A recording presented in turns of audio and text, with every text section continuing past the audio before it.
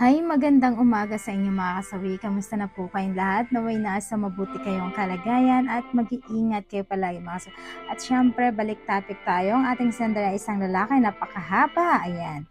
Nangiinit siya, sasabay siya, ngunit wala din siyang galaw o excitement. Nararamdaman ko na lang kapag malapit na siya ay pagkatapos na siya. Kahit hindi pa ako tapos ay ayaw na niya. Kaya madalas kami nagtatalo. Minsan pinagdudahan ko na siya kahit naman wala naman ay nagkakasala at tuloy ako. Matagal na rin siyang ganyan ang ugali kapag kami ang nagbibimbangan sa aming kama. May 3 kaming anak, 40 na misis ko, ako po ay 50, talagang agresibo pa ako. Minsan pinagbibigyan na lang niya ako upang makaraos, ngunit nakakaraos din naman siya. Pero hinahanap ko yung adrenaline na yung foreplay kahit BJ ayaw niya, kaya napadalas ako na lang gumagawa kahit gumagawa lahat. Ano po ba ang mapapayo nyo upang manumbalik ang init ng aking misis? Sana matulungan nyo at maraming salamat, more power. So, yung ating sender mga kasawi ay isang lalaki. So, in short na lang natin kasi napakahaba ng kanyang Ang sabi niya, yung asawa niya ay parang pinagbibigyan na lang siya kahit na hindi ito nag-enjoy or hindi na-excite para lang makaraos si Mister. Pero si Mister, kumbaga naghahanap siya ng foreplay. So, ang ending, gusto niyang bumalik si Mrs. sa pagkahat nito. Gusto niyang manumbalik ang init sa kanya ni Mrs. Ano ba daw ang dapat gawin? Siyempre, magbibigay tayo ng opinion dito sa ating sender mga kasawi. Para sa akin, kung talagang si Mrs. mo ay ganito na yung ginagawi, mas maganda na kausapin mo muna si Mrs. kung bakit ba ganito yung pakiramdam niya.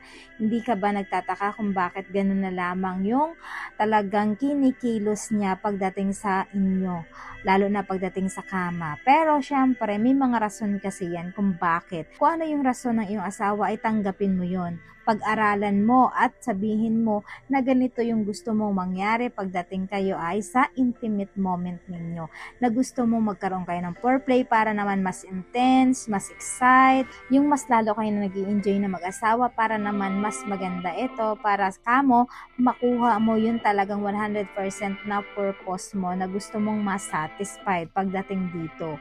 Wag na wag kang magagalit sa asawa mo kapag minsan is parang feeling mo wala siyang gana pero wala naman talagang siyang lalaki. May mga babae kasi talaga na nawawalan sila ng gana kasi dahil sa edad nila, nagkakaedad sila.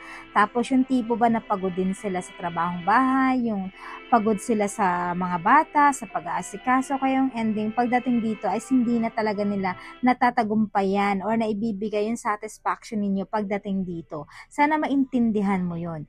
Pero kapag ka nag-usap naman kayo, ganito yung gusto mo, ipaliwanag mo sa kanya para naman makuha niya yung gusto mong mangyari pagdating sa jujugan. Mas maganda yun na nagkakaroon kayo ng komunikasyon para naman malaman niya na ganito na pala yung nararamdaman mo tungkol sa kanya. Kasi totoo na rin naman, napakasarap sa feeling kapag ka nag-i-enjoy kayo ni Mrs. pagdating sa jujugan, ganun din naman siya at ikaw, para naman parehas kayo na nag-i-enjoy at hindi kayo nabibitin. Ang sarap kaya sa pakiramdam kapag sabay kayo na parehas. Yan, 'di ba? Yun yung pinakamasarap na 100% na hindi mo maipaliwanag. Yung sobrang sarap na satisfaction ninyo kapag sarehas kayong sabay. So yun lang po yun mga kasawi, yung ating explanation din ko dito sa ating sender.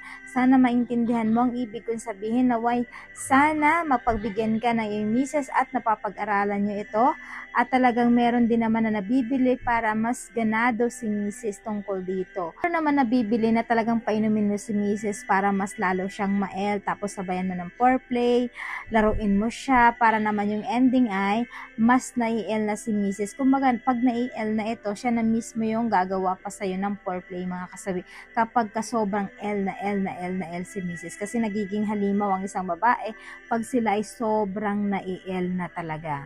Baka magulat ka naman at bakit ganito na yung asawa mo, sobrang ma-el na pagdating sa'yo. Ayan. So yun lang po yung mga kasabi, yung ating opinion. Maraming salamat po sa patuloy na pagsuporta niyo sa akin, sa walang sawang pag-share po comment. Sa mga hindi pa po nakapag-subscribe mga kasabi, pwede kayo mag-subscribe, pwede na kayo mag-follow para updated kayo sa topic ko araw-araw. Magandang umaga.